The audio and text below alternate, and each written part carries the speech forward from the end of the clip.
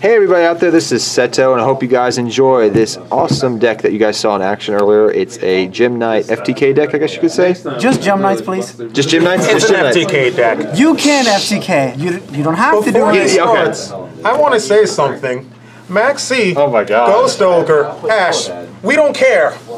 Go on. Okay, what's up guys? Alex here, again. This time on Seto's channel, and I am bringing you one of my favorite decks. I'm actually glad that I can play this, because I've always wanted to play this deck, but it just wasn't possible because Gem Knight monsters are not very good. But now that we have Phantom Chords, makes the deck so much better. A lot of people have the wrong mentality about the deck. They think it's an FTK deck because it can FTK, but you don't have to FTK. You can just play an OTK or like a passive control deck, I guess. Even though none of the Gem Knight monsters control the board, they still generate so many pluses that your opponent can't really do anything, because you're gonna end up overwhelming the boards. So I will explain some of the cards just because not everybody knows what Gem Knight's monsters do. So we're gonna start with the most important one, 3 Gem Knight Armadillo. In my opinion, is one of the main ones. It's not the main monster, but it searches any of them. So that's why we have to play 3. Before we got Phantom Chords, you could just play 2 at best, just because you didn't really need the Gem Knight monster. And this is pre-Master Rule 4 battle, but now with Gem Knight Phantom Chord, it only requires Gem monsters, so you need to max out on this guy. So 3 of these. 3 of the most important Gem Knight name in the deck, Obsidian. Obsidian, it's not once per turn. If it's sent from the hand to the graveyard, you special summon any normal monster. Level 4 lower normal monster from the graveyard back, so it's actually really good. This is one of the cards that facilitates the FTK because it keeps fueling the board over and over and over. So you definitely have to play 3 of those. For my favorite Gem Knight monster, Lassalai, she's definitely, in my opinion, the best one. She keeps fueling your hand for fusion summons, and her level is actually really crucial. Especially because one of the cards that I play in the main deck that we'll get to later. 3 of those as well. And for the normal monsters, 3 Tourmalines and 2 Lapis. I'm not playing Garnet because Garnet is actually not very good in the deck. Actually, let me rephrase that. Garnet is not needed because the fusions that Garnet makes are not as strong as the fusions that you have to play.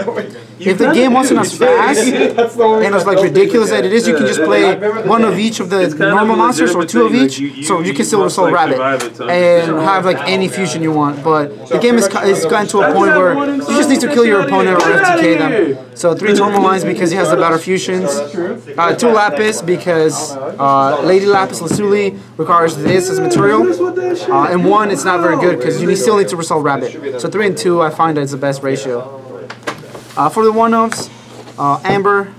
Some people don't play Amber. I like the 1-off. It helps you recycle things. Again, a lot of the times, your hand will be good enough to FTK them, but sometimes you want to like summon Amber and have its effect like stack. Like you keep summoning Amber and recycling your banished Gem Knight monsters. Even though Phantom Chords puts them back from the banished pile, you can still recycle them with Amber. So 1 of those. 1 Crystal Rose is technically not a Gem Knight card, but it does a lot of Gem Knight stuff. On field, you can send any Gem Knight monster or Melodious card to the graveyard to have this card gain the effect and the name. And if it's in the graveyard, you can banish a fusion monster to special summon it. This is, I believe, minus Gammas, this is the only light monster in the deck to summon Seraphinite. And Seraphinite, actually, we don't make it as much, but I still have to play with the tech 1-off. 3 Rescue Bunnies, because Rabbit is actually pretty good. It summons most of the Link monsters that we have nowadays, and in this deck, it's game. If it ever solves, you win the game. So 3 Bunnies, hands down the best card in the deck, and the reason why I kept winning all of my games today is because of this card. This card is nuts. I started with 3 before we got Phantom Chords, then I went to 1, and then I kept desiring the 1 copy, so I decided to go to 2, and I feel that 2 is perfect. This card is so strong, and it's the main reason why I ain't even playing the deck, honestly. It's so strong. It floats for 3 cards. It protects all your Gem Knight fusion monsters, except for the Thunder ones, of course. But when it leaves the field, you get to add up to 3 monsters from your deck, so you can add any combinations of these, which is really good. So strong. So that's it for the actual combo monsters of the deck. For the hand traps, 3 Ash Blossom because she's fair. She's actually pretty fair. If you think about it, 3 of those, 3 Gamma, and 1 Driver because they're gonna be ashing your Rabbits and Maxine, your Brilliant Fusions. So you want to stop that nonsense. Plus, these are 2 extra monsters for you to burn your opponent with. So I feel like Gamma is really strong. If you happen to resolve it and the driver gets banished, you can use Phantom Cores to shuffle back the driver into the deck to make a Seraphonite. So you have more Gammas live. But if that happens, you're probably winning the game, so ignore that. Maxi, because we don't, like, I only need the 1. That's all you need, 1 Maxi. Yep. For the fusions, 3 of the best spell card in the deck. It's pretty good, I heard. It's infinite, unless your opponent has DD Crow, which people are probably going to start side decking on locals because this card is obnoxious. 3 of this card, 3 of this because it's game. Once you resolve this card, you win the game. A lot of the times you will be sending Lapis, and where are you? In this. These are your 2 primary targets for Brilliant Fusion. Once this resolves, there's no way in hell you can lose.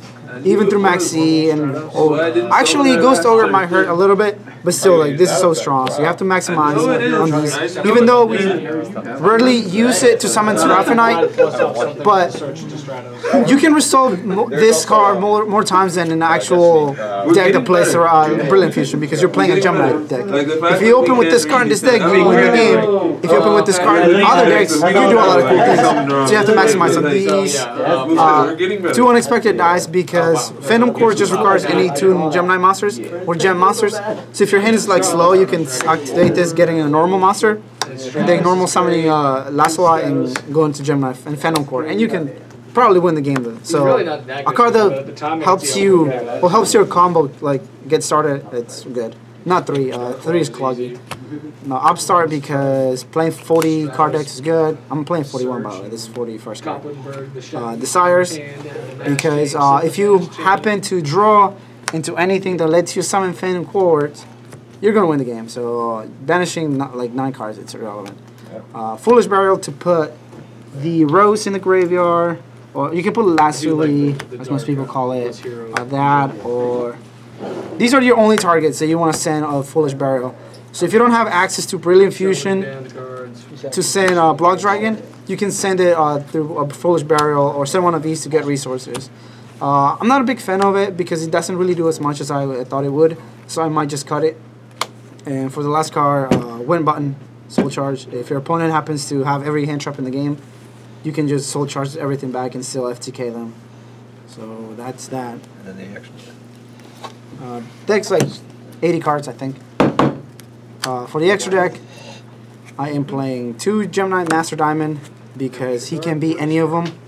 By banishing a level 7 or lower fusion monster, you can copy its name and its effect until the end of the turn. So I want to play 3, but space is super tight. So 2 for now. I guess the 3rd is right here. I was testing it. Only 1 game it came out. So I'm still going to play test the 3rd, and if it keeps coming up, I'll keep playing it. 2 Lapis. She is the heart and soul of the FTK version of the deck. The other OTK, more combo-heavy deck, plays just the 1, because you will summon it eventually. But in this deck, you just summon it like turn 1 to send another copy of itself. The Master Diamond copies this one by banishing the other one, and then the second master will copy and banish the other one. So that's game if you happen to open 3 Gemini monsters. So 2 of those, 2 of Zirconias because it's the easiest one to summon. Also, it's a big body. If you have this, Block Dragon and Mrs. Radiant, your opponent's going to be in big trouble because they can't really destroy anything except for by battle. And these dudes are going to be like 3,000 plus. So 2 of those. You can do more than 1. One Lady Brilliant Diamond. I was trying to get to. This card is actually really awkward. I thought it would be better because it becomes any of them, but it's not as good as you think. Summoning anybody just sounds like nuts. But like, when you play the deck, she's not needed. That's why I'm only playing the 1. I guess she's fodder for a Block Dragon. If I'm missing a target, I can just summon this instead of Master Diamond, tribute it over to summon Master Diamond, and then bring this back and like good nuts. One of the cards that I actually might play 3 of. This card is so good. This card helps you break boards and attack for game. This is like a slow ass Dryden. By pitching a Gem Knight card, it pops a card.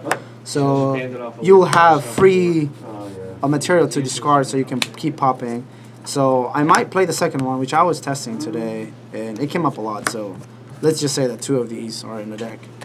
I never made this. I made it one time because my opponent had Ash, Maxi, Ogre, Veiler, DD Crow, and Hanawada. 3. So, so he opened every hand trap and swapped for top deck. So he won. So this card might come out because I never ever summon it. Oh yeah, this guy is so good. He has like 20 effects. One of them is when it's summoned, you win the game. The second effect is by paying 1,000, you win the game, and its stats doesn't matter because he always just wins the game. So 3 of these. Mrs. Radiant because it makes your opponent's monsters 0 and all your guys gain like 20,000 attack points. And these are the other ones that I was testing. Like I said, the 3rd Master Diamond, the second Brilliant, Lady Brilliant, and this card is actually really clutch. But I'm not a big fan of it because of 1800 attack. I feel that's so low for what you're trying to do.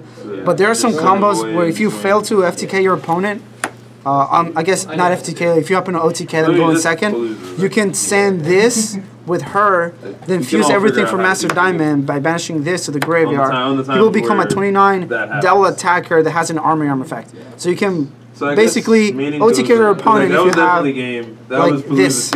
Because he will copy this, attack twice for 34, burn them for their damage, and still have Mr. I knew it was a strike. So it's only here for that one play that if I fail to FTK because my opponent has too many answers, because like I said, the people he's there. swear up and down it's bad, and like I understand. So basically the deck is in OTK, FTK, control, everything in one, and that's one of the main reasons why I decided to pick it up. Because it can do so much. You don't have to focus on FTKing, which that's what most people think. Just FTK, FTK, that's all it is. And it's definitely not. The deck has so many options, and I would highly recommend giving it a try. Mainly that you know how to beat it, just because it's actually kind of tough to play around this deck. If they have like everything they need, they're still going to kill you in many different ways. True. So let me know what you think of the video. He'll be down in the comment section below. He always is for his videos. So yeah, comment down, ask anything. If I can answer right away, I will. Come to my channel if you guys want to see more videos. Yep. I'll probably be doing an explanation of this deck much later, like a long one explaining some of the cards and why we don't play other cards. But again, thanks for watching. Comment. I'll put his. Before you head out, you said the level for this was perfect. Why was that? Because, all right. So you have this guy. When it leaves the field, you can add up to 3 monsters whose level combined equals 8. So if you can search for these 3. Where's this guy? So this is equals 8, right? If you have a fusion of circulation, you're already winning. But you can normal summon this, fetching you any normal, probably this because it's a thunder, and you can fusion summon. You can basically empty your extra deck with these 3 cards, and because this will special summon this back, then you can fuse with this and add it back, and then fuse again. You can just, the level 1 matters so much because of all the combinations that you can like have. You can have, let's see, where are the rest? I guess it only really matters with these 3, but a card that lets you get anyone else, basically this or Lady Lapis, it's too important. If it was level 2, I think it would like make it less. Not consistent, but it'll make it a little more awkward to like proceed to do your plays. So because she's level 1, she always adds up perfectly. Yes, she can always be searched with any other combination in the deck. So it's really good. There's a lot of different like things to know about the deck, and that's why like I decided to pick it up. Intricacies, yeah. So again, not everybody knows about this, and it's funny because I've been looking a lot of Gemini stuff overseas and like over Japan, and no one's touching the deck, which is weird. Because the deck actually it's really tough, it's really difficult to play. And even though Japanese players love that, they're not doing it because they have Needle Fiber, of course. They have the plain FTK, but this is the closest thing that we have to an FTK. Yeah. I told all my friends that he was going through hand traps left and right, and still being able to push through it. It was quite amazing if you saw the video. Didn't even care. Yep.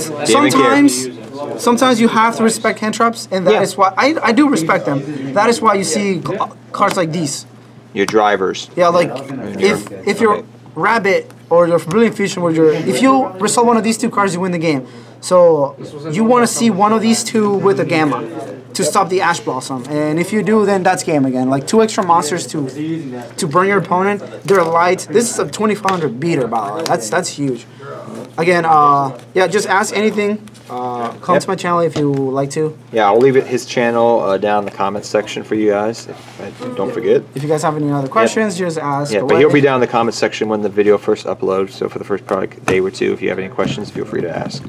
So, yep. Thank you, man. All right, see you. See you.